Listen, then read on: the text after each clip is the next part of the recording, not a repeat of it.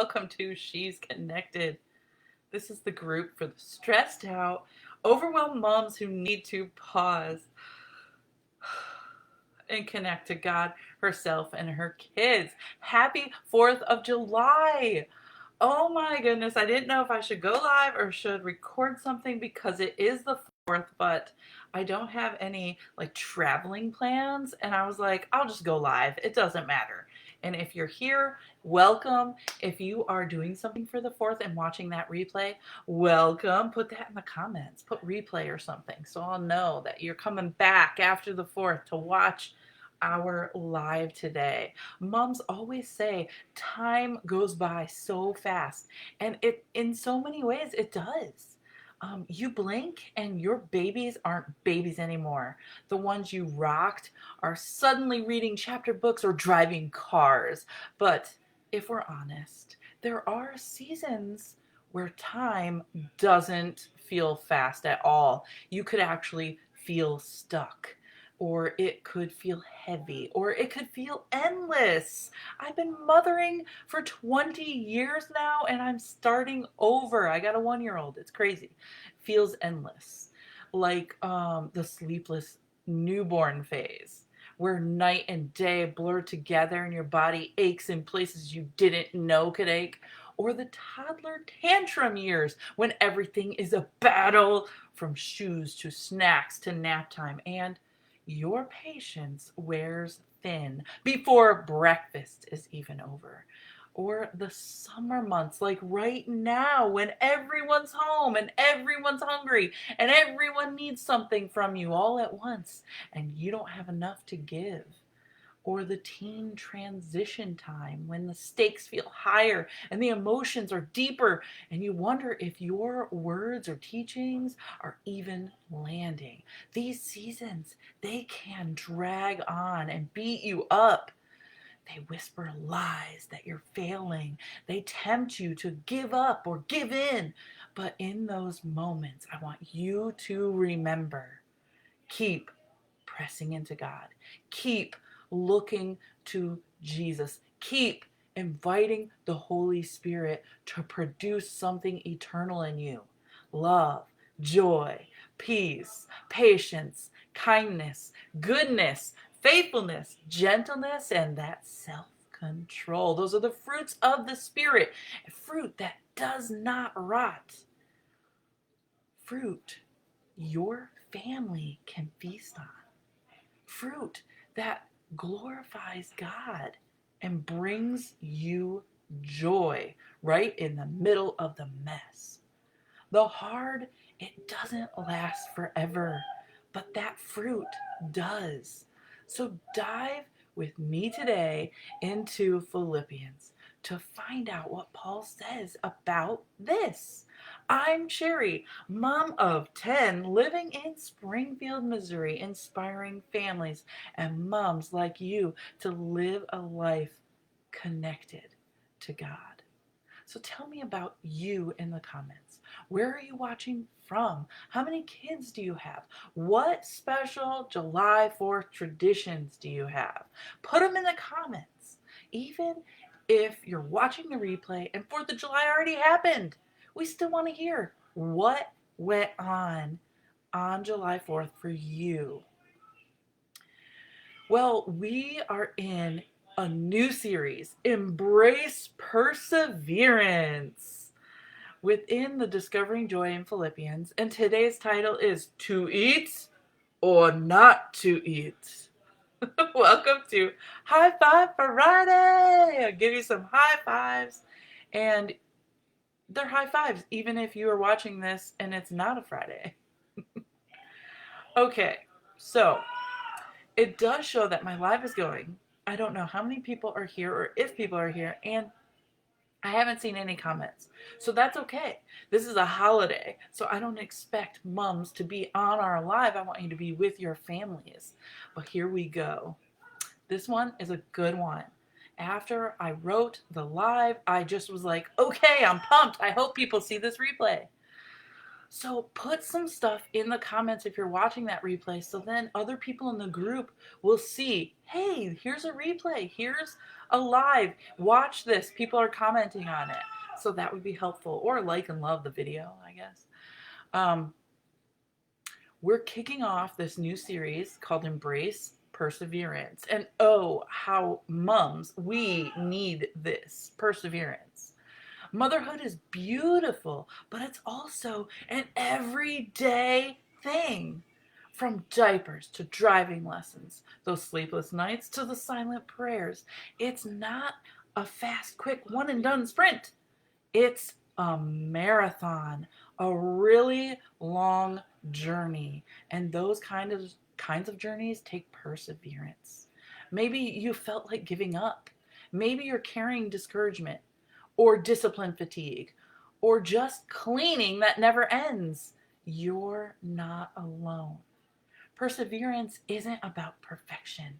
It's about returning again and again and again to the one who strengthens. So today, we're going to learn how Paul kept going and how you can too. And this is through Philippians 3. We will uncover real hope, powerful perspective, and the joy of pressing on. So drop the word press in the comments. If you've had a week that tried to knock you over, but you are still pressing on. And I am gonna put something in the comments here too. Oh, it said something went wrong and I can't even put a comment in. Oh boy. Expand them. Oh, I see a comment here. Hi Tina, happy 4th of July. I don't know why Facebook is making it so challenging for me to see the comments, but it's so nice to have you here. Okay, we are diving into Philippians 3:13 through 14. And it says, brothers, I know that I have not yet reached that goal, but there's one thing I always do.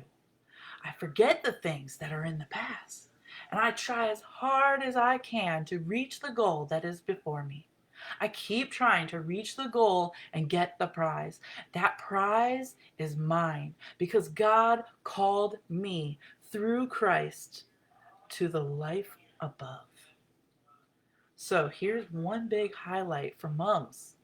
You can press on without perfection. Paul didn't say, I've already made it, but he did say, I keep trying. And moms, you don't have to be flawless. You have to be faithful. So let's change our mindset there.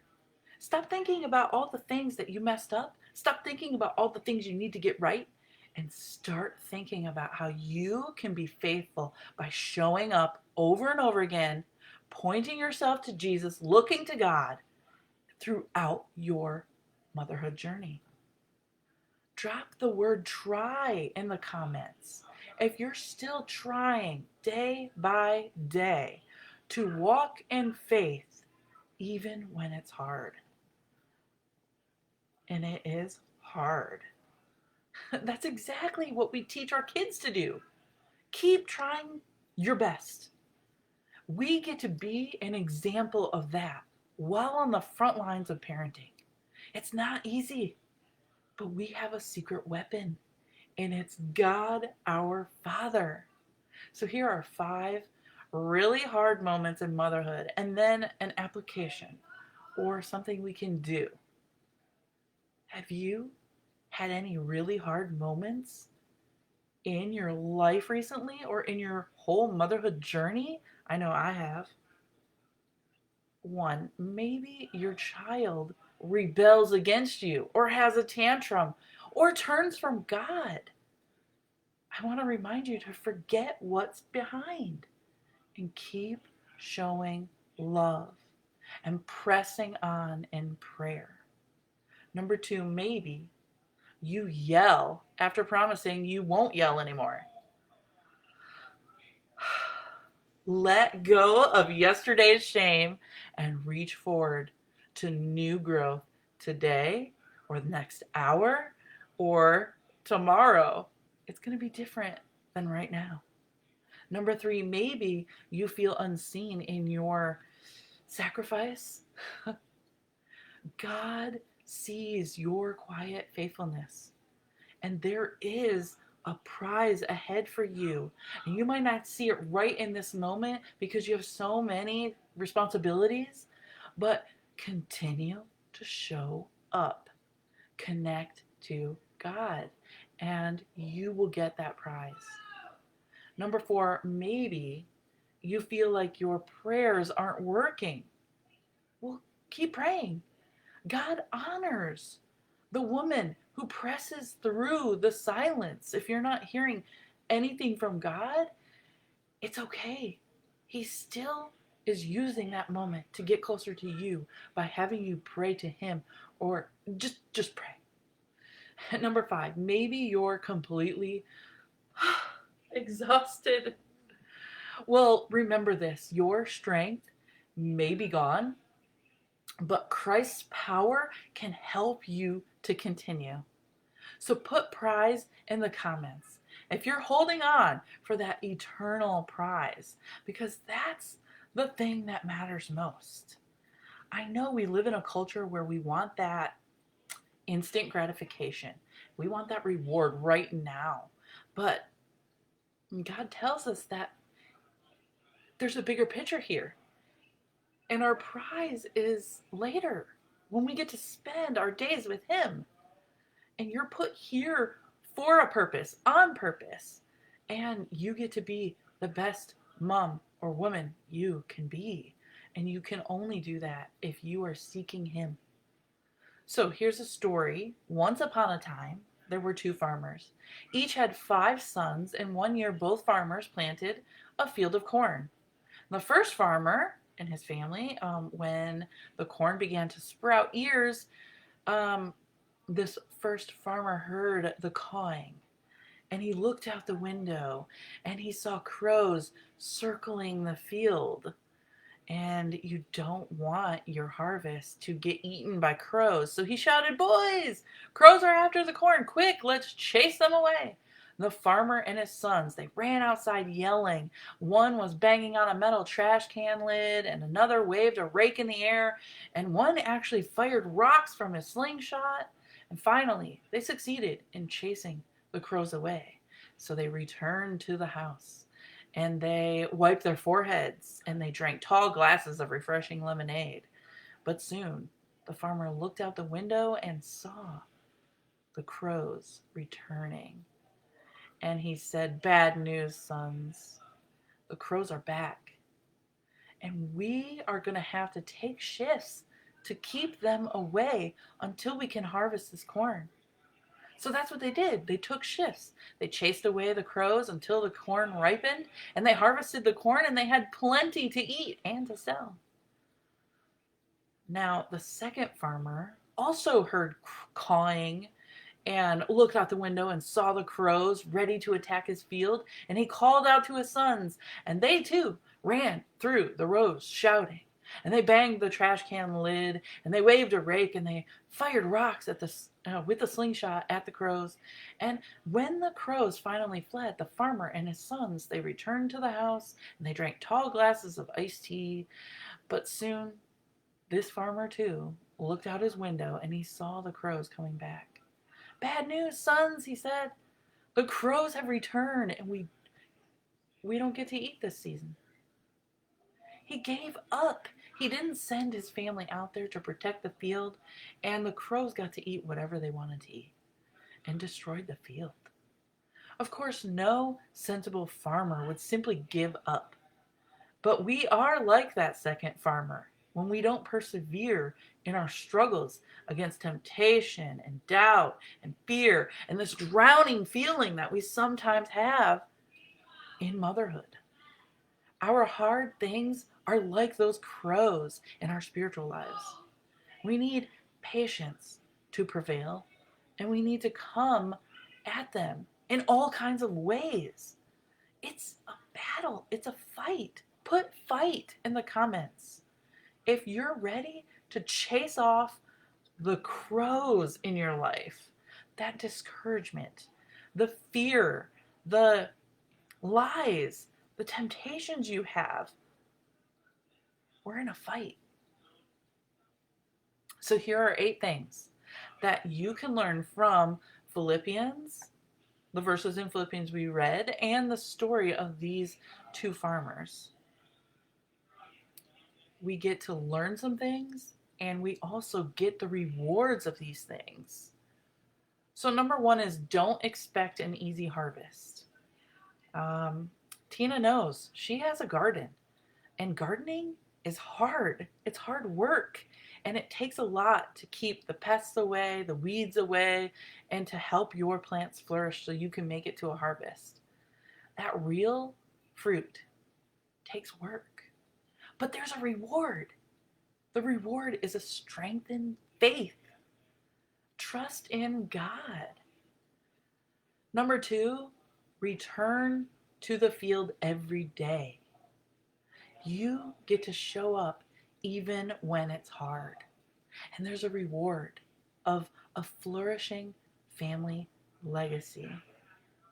Number 3, don't be surprised by resistance, because those crows come back over and over and over again. But there's a reward of endurance when you keep showing up. Number 4, keep your eyes on the goal. Heaven is your true prize. Not just getting your kids to obey, not just getting the laundry done. It's past that. And the reward is eternal joy that you get to live out today. Number 5, let go of those past mistakes. Yesterday's failure doesn't cancel today's obedience. Okay, so there's failure, feeling like a failure, and there's obedience in living it out even though you feel like a failure. The reward is freedom. You get to leave your failures in the past and you get to obey today, and that's full of freedom. And that's kind of perfect to talk about today, because we're talking, today is July 4th in the United States, and we celebrate freedom today. So let's have freedom in our motherhood too, by letting go of those past mistakes. Protect what you've planted is number 6. I want you to guard your home with truth and grace. And then the reward is that spiritual fruit in you and in your family. And number 7, invite your children into the perseverance. Show them how to keep pressing on, because they are going to have trials too. They are going to have hard times.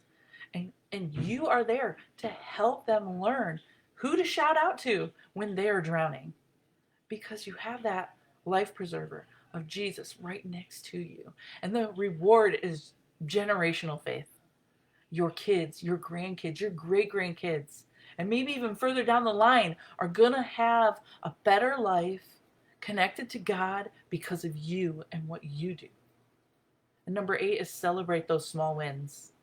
We get them here and there, and sometimes we are excited by them, but then we just put them aside because we have another problem right in front of us. But stop and celebrate those wins, because the joy fuels the perseverance. So you get to keep moving on, and there's a reward of daily strength in that. Put grow in the comments if you're ready to cultivate perseverance in your life, in your motherhood. And I gotta stop and put some grow in the comments, because I feel like this is the hard thing, the cultivating perseverance and making it through, and we are doing it together. And if you need help with that muscle of perseverance, we have a thing called prayer text here, and it can help you persevere and continue to seek God throughout your motherhood and your week. I'm putting the link to sign up for prayer texts in the comments for anybody else who wants to join. There are some people here who already, I don't want to print, I want to paste it in. Okay. We already have some members here in She's Connected that belong to this text group. And well, it's not a text group, it's personalized to you, only sent to you. You don't see anybody else's phone numbers or anything like that. But sign up. Get those prayers sent to you. They're constantly, every week, 2 or 3 prayers will get sent out right to your phone. You get to pray for your family. It's awesome. Scripture commends perseverance. Perseverance births joy and peace. And I know you and we want more joy and peace in our lives. And it does this because it roots you in God's faithfulness, not your own performance. And this can let the weight of the world off your shoulders because you feel like you have to do and be and continue, but it's not about you and what you do. It's about Him and constantly going to Him for everything. It lifts that weight off your shoulders. You get to trade the anxiety of outcomes for the peace of obedience. And that is a breath of fresh air for this mission field of motherhood that you're on. And we are already at our heart check moment. Why don't you like or love this live, or drop heart in the comments, or put a heart emoji in the comments? Because God is all about our hearts. And that's what we want to keep working on. If you're going to work on anything, work on your heart. Because that is super important to God. And it makes a huge difference. So here are 6 heart condition questions that you get to reflect on, and you can spend time with God, going deep, asking these questions to yourself. So number 1 is, what is one thing I need to forget or let go of today to keep pressing forward?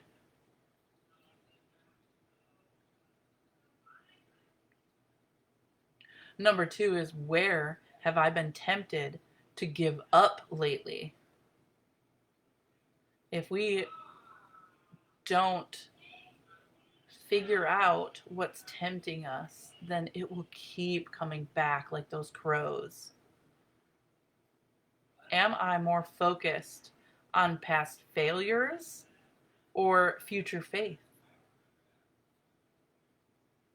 And when you know this, then you can start to move forward with perspective and goals. Next question is, what crows keep circling my field, and how can I respond differently? I know Einstein said that insanity is doing the same thing but expecting different results. What is circling that you need to respond differently to? Yeah, Tina, just thank you for putting that in the comments. The past, let it go. And she also says, 1 day at a time. So true.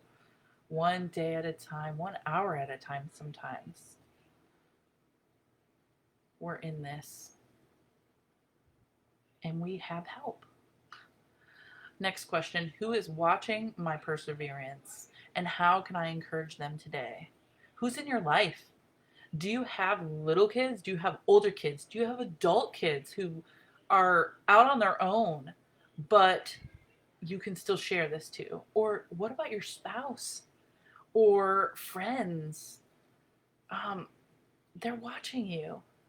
They're watching how you react to everything that happens to you, and things happen to everyone. We go through a lot of things. I know in my in-person women's Bible study, they share things that they're going through, and it's just one thing after the other. So we need each other. And when you can be encouraging to someone else, that's a blessing. And when they can encourage you, that's a blessing. So together's better. Next, last question. What prize or promise of God am I holding on to? Now, this one is, let's put a magnifying glass on the blessings of God in our life, the promises He shares in His Bible. And let's focus on those and get those magnified and bigger. And so we can keep seeing the promises that God has for us and we can hold on to those. Because when we get to that stuck moment, we can be like, no, God, this. He says this about me, or whatever promise you can hold on to. Ooh, Tina says, my husband with some hard eyes. That's awesome. Okay, brave mom. Maybe this week felt like you were running uphill barefoot in a thunderstorm. And yet you are still here. Even if you're sopping wet and your feet hurt and you're still beat down. You are here. You are listening. You're still trying. That alone is perseverance. And that perseverance matters. Paul didn't call himself finished, he called himself faithful. And you can be too. You may not feel like you're thriving every day. That's okay. But when you press on again and again, you are sowing seeds of eternal fruit. And God sees it. Your children feel it, and heaven celebrates it. Don't give up because of yesterday's crows. Step back into the field. Take your position. Bang that trash lid. Scream into that pillow. Speak truth. Whisper those prayers you have again and again. Hug them again and again. Hold hope again. Every act of perseverance, it writes another line in the legacy God is writing through you and your family story. And remember Philippians 3:13-14. Paul pressed on, not because it was easy, but because the prize was worth it. You are not raising perfect kids or building a perfect life. You're becoming more like Christ. And that is the true prize. Oh, I love Tina put the promised land with an exclamation mark. Oh, I have to go over here and hit love on that one. If Facebook will let me. Oh, thank you so much for being here. I hope to see you next Friday in the comments on our live right here in She's Connected. That is 12:30 Central right now, 1:30 Eastern. And I put a poll in the group because I'm trying to decide what day would be best for our future 3 p.m. lives because we're changing our time. And I know we're changing our time, but I wasn't sure if we should change our day. So please take a look at that poll and go and vote on it so I can see, majority wise, who would prefer which day and who's going to show up in the comments. So I'm going to see you next week for another dose of encouragement and truth and, of course, joy. And until then, I want you to keep pressing on because God has got your back. And happy connecting, everyone. Thank you so much. Happy 4th of July. Maybe enjoy some fireworks today.